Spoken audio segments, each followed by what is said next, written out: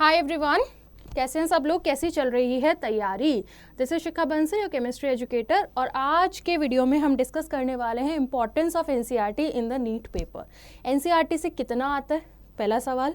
क्या NCERT alone sufficient है, आपका दूसरा सवाल। एनसीईआरटी से बाहर कितना पढ़ना है, आपका तीसरा सवाल। तो इन सारे सवालों के जवाब आपको आज के वीडियो में मिल जाएगा। सो एनसीईआरटी नीट के पेपर के लिए कितना ज़रूरी है भाई, एनसीईआरटी खरीदे या नहीं खरीदे, ठीक है। तो एनसीईआरटी ही नीट के लिए you can say self sufficient एक हमारा रिसोर्स है। हमें ज़रूरत नहीं है 10 रिसोर्सेज खरीद के आधा टॉपिक इस बुक से पढ़ना, आधा टॉपिक इस बुक से पढ़ना और आधा टॉपिक इस बुक से पढ़ने का। बेटा एनसीईआरटी एक सेल्फ सफिशिएंट रिसोर्स है अपने आप में for the entire syllabus, physics के लिए भी, केमिस्ट्री के लिए भी, बायोलॉजी के लिए भी। स्पेसिफिकली अगर मैं आपको केमिस्ट्री के लिए बताऊं, बात करते हैं चलो केमिस्ट्री के लिए। कितने क्वेश्चन आते हैं टोटल हमारे केमिस्ट्री में नीट के पेपर में? 50, सबको पता है, +4 - 1 टोटल हमें 45 उसमें से अटेम्प्ट करने होते हैं, राइट। तो अगर हम 45 क्वेश्चंस करेक्ट करेंगे +4 के हिसाब से, सो वी विल गेट 180, ठीक है। 180 का हमारा मैक्सिमम स्कोर होता है। अब डायरेक्ट क्वेश्चन कितने आते हैं एनसीईआरटी से, जरा इस नंबर पर गौर करिए। इस नंबर पे मैंने हाईलाइट कर दिया है, थोड़ा ध्यान से देखिए बेटा। Direct questions from NCERT is 35। समझ रहे हैं आप एनसीईआरटी की इंपॉर्टेंस। डायरेक्ट कहने से मेरा मतलब है कि सीधा एनसीईआरटी में कोई लाइन लिखी होगी जैसे कि ionization energy of d block elements decreases या इंक्रीजेस, इस तरह की कोई लाइन लिखी होगी। Atomic radii of s block elements increases down the group, इस तरह की कोई भी लाइन, ठीक है। इन राइमर-टाइमन रिएक्शन, ठीक है, salicylaldehyde is a product and orthosalicylaldehyde is a major product. तो इस तरह की डायरेक्ट स्टेटमेंट, डायरेक्ट फॉर्मूला, जो मैंने डायरेक्ट वर्ड यूज किया है यहाँ पर, it can be direct statement. थोड़ा सा इसको इलैबोरेट करके लिख लेते हैं कि what it can be. So it can be a direct statement, usually in inorganic. It can be a direct reaction beta. It can be a direct reaction, usually in organic. It can be a direct formula. Direct NCERT के formula पे base 35 question बिल्कुल direct आएंगे NCERT से, बिल्कुल direct, सोचना ही नहीं है। अगर आप एनसीईआरटी रीड करके गए हो 2-3 टाइम्स एटलीस्ट, तो 35 क्वेश्चन में गलती होने के चांस ना के बराबर है। अब आपको बहुत मेहनत करनी पड़ेगी उस क्वेश्चन को गलत करने के लिए, ठीक है, बट शर्त है कि 3 बार आपने एनसीईआरटी पढ़ी हुई है। मतलब अब अगर आपका ये डायरेक्ट वाला क्वेश्चन गलत हो रहा है तो इट मीन्स आपने इसको गलत करने के पीछे बहुत एफर्ट्स मारे हैं। बिकॉज या तो ये डायरेक्ट फॉर्मूला होगा बेटा एनसीईआरटी का, या ये डायरेक्ट लाइन होगी, या डायरेक्ट रिएक्शन होगी केमिस्ट्री के अंदर। 35 क्वेश्चन हो गए बेटा। बचे हुए 10 क्वेश्चन में आपको हेल्प करता है एनसीईआरटी एग्जाम्पलर। तो वापस से नाम किसका आया, नाम तो एनसीईआरटी का ही आया ना। तो अगर आप एग्जाम्पलर सॉल्व करते हो तो आप देख सकते हो कि 10 क्वेश्चन सीधे एग्जाम्पलर पर बेस्ड होते हैं। किसी दिन एक वीडियो बनाएंगे जिसमें एग्जाम्पलर सामने रखेंगे and I will show you कि 10 क्वेश्चन एटलीस्ट पेपर में इस एग्जाम्पलर से निकाले जाते हैं। तो बाकी 10 क्वेश्चन आपको कहाँ से मिलेंगे, एनसीईआरटी एग्जाम्पलर। तो क्या नीट में 45 क्वेश्चन एनसीईआरटी से आते हैं? नहीं, नीट में पूरे 50 क्वेश्चन ही एनसीईआरटी से आते हैं। मैंने 5 क्यों छोड़ा हुआ है? जो 5 क्वेश्चन होते हैं वो डायरेक्ट नहीं होते, आते वो एनसीईआरटी से ही हैं, but those questions are not direct. उसमें क्या करते हैं, चैप्टर्स को मर्ज करके क्वेश्चन बनाते हैं, मतलब मिक्सिंग कर देते हैं। मान लो आपने कभी एनसीईआरटी से, आपने कभी पीवाईक्यू में या पेपर में मॉक टेस्ट अगर आप दे रहे हो या कोई पीवाईक्यू है, कभी आपने इस तरह के क्वेश्चन देखे होंगे कि विच ऑफ द फॉलोइंग,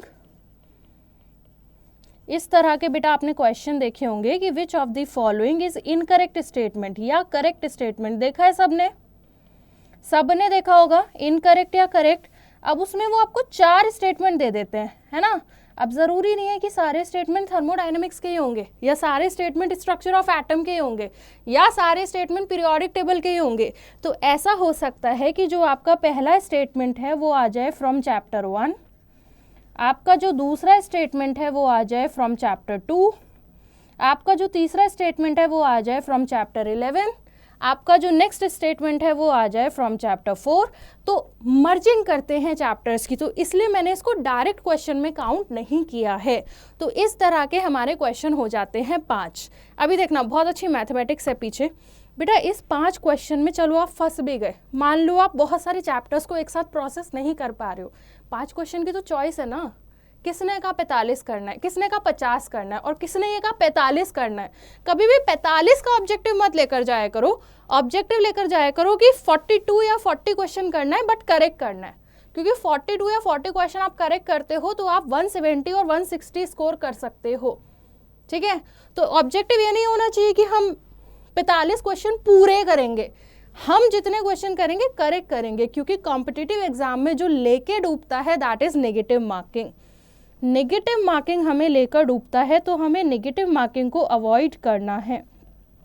तो कुल मिला के आप एक डिसेंट स्कोर केवल और केवल एनसीईआरटी से ला सकते हैं। बात समझ में आई? एनसीईआरटी की इंपॉर्टेंस समझ आ रही है? आई थिंक सबको क्लियर हो रहा होगा। मतलब एक डिसेंट स्कोर के लिए तो आपको किसी और रिसोर्स की नीड ही नहीं है। नीट का पूरा पेपर जैसे बायोलॉजी में होता है, पूरा सब कुछ एनसीईआरटी से आता है, बॉटनी पूरा सेक्शन, जूलॉजी पूरा सेक्शन, केमिस्ट्री में भी अब सब कुछ एनसीईआरटी से आता है। हाँ, 2016 में एक बार हुआ था कि 2 क्वेश्चन एनसीईआरटी से बाहर के आ गए थे, अब नहीं होता। याद है ना, 2016 में एक बार हुआ था कि कोऑर्डिनेशन कंपाउंड में ट्रांस इफेक्ट और एक डिस्टॉर्शन पे क्वेश्चन दे दिया था, ठीक है। अब ऐसा नहीं होता, तो सब कुछ एनसीईआरटी से आएगा। और अब तो हमारे पास 5 क्वेश्चन की चॉइस भी है। तो मान लो कि बहुत चैप्टर्स को मर्ज कर दिया, या फॉर्मूला में एक चैप्टर के फॉर्मूले में दूसरे चैप्टर का फॉर्मूला लगा के हमें क्वेश्चन करना पड़ रहा है। So we have a choice कि चलो ये डायरेक्ट क्वेश्चन नहीं है, इस पर अभी टाइम नहीं वेस्ट करते, इसको छोड़ देते हैं, मे बी हम इसको एंड में लगा लेंगे, या फिर मे बी हम इसको स्किप कर देंगे। तो 5 की चॉइस आपको एनटी ने दी है और 5 की चॉइस आप खुद को दो, ठीक है। बात समझना मेरे, आपका टेस्ट टेकिंग जो स्ट्रैटेजी होना चाहिए कि 5 questions choice has been given by NTA, given by paper, paper ने आपको 5 क्वेश्चन की चॉइस दी है, और 5 क्वेश्चंस चॉइस गिव योरसेल्फ। तो बेटा अगर आप खुद को 5 क्वेश्चन की चॉइस भी देकर रखते हो, it helps, this strategy helps a lot, क्योंकि अब आपको ना एक नंबर दिखाई दे रहा है, and mathematics matters a lot. Number एक बहुत बड़ा इम्पैक्ट डालते हैं दिमाग पर। हमारे पास टोटल 10 क्वेश्चंस का चॉइस हो रहा है, और जब दिमाग में एक बात होती है कि 10 क्वेश्चन का चॉइस है, तो कॉन्फिडेंस अपने आप बढ़ जाता है। समझना, दिमाग में अगर एक हमारे साइकोलॉजी है कि 10 क्वेश्चन तो छोड़ना है, अगर नहीं बन रहा कोई क्वेश्चन, कोई नहीं, आगे मूव करते हैं, टाइम नहीं वेस्ट करते, 10 तो वैसे भी छोड़ना है, तो कॉन्फिडेंस अपने आप बढ़ता है। तो केमिस्ट्री का आपको समझ आ गया, एनसीईआरटी का इंपॉर्टेंस। तो आज से ही लग जाओ, जितने लोगों ने अभी एनसीईआरटी की किताबें नहीं खरीदी हैं, खरीदो, चालू हो जाओ एनसीईआरटी रीडिंग करना। अब एनसीईआरटी रीडिंग में कुछ बच्चे कहते हैं कि मैम समझ नहीं आता, रीड तो हम कर लेते हैं। तो क्या सही तरीका है एनसीईआरटी को पढ़ने का? देखो, एनसीईआरटी आप पहली बार खुद से डायरेक्ट पढ़ोगे ना, तो लैंग्वेज आपको सच में टफ लगेगी। मुझे भी लगती थी। अगर मैंने पहली बार खुद से एनसीईआरटी पढ़ा होता, तो एनसीईआरटी पढ़ने का तरीका ये है कि एक बार आप क्लास अटेंड कर दो, किसी भी टीचर का, किसी भी टीचर के थ्रू आप एक बार पढ़ लो और अपने नोट्स बना लो। उसको करने के बाद एनसीईआरटी पढ़ो बेटा। एक बार किसी भी टीचर से पढ़कर अपने नोट्स बना लो, उसको करने के बाद एनसीईआरटी पढ़ो। आपको एनसीईआरटी आसान लगने लगेगी, समझ भी आ जाएगी।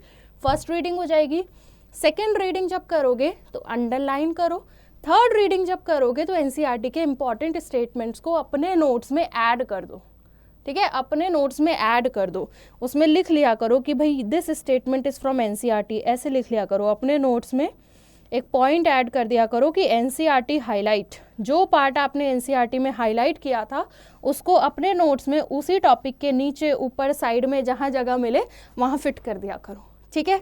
This is the way. तो एनसीईआरटी का इंपॉर्टेंस जितना बायोलॉजी में है उतना ही केमिस्ट्री में है, एंड ट्रस्ट में फिजिक्स में भी एनसीईआरटी बहुत इंपॉर्टेंट है। अगर आपको लगता है फिजिक्स के लिए एनसीईआरटी बेकार है, रख दो, ऐसा बिल्कुल नहीं है।